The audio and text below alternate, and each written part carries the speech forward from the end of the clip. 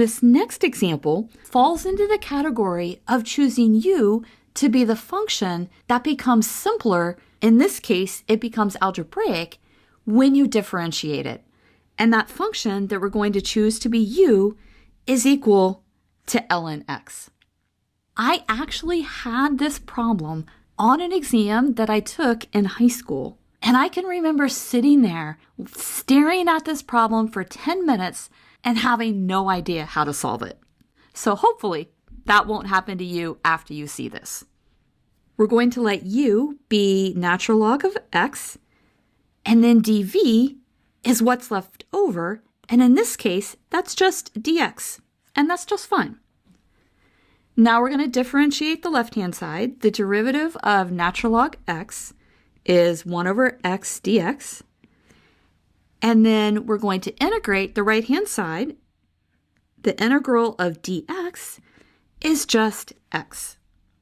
Our integral, natural log of x dx, looking up here at the right, is equal to uv minus the integral v du.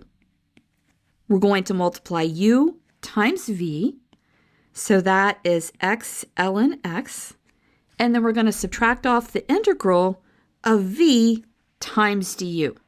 So we have minus the integral v, which is x, and then du is 1 over x dx.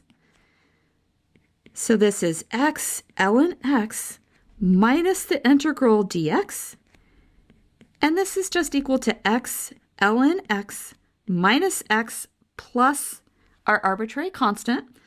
And then at the very end, we can pull out an x, and we have ln x minus 1 plus c. And there's our answer. Just like with so many other problems in Calculus 2, the procedure is really not that hard. The hard part is trying to figure out how to solve the problem. And honestly, that just comes from practice.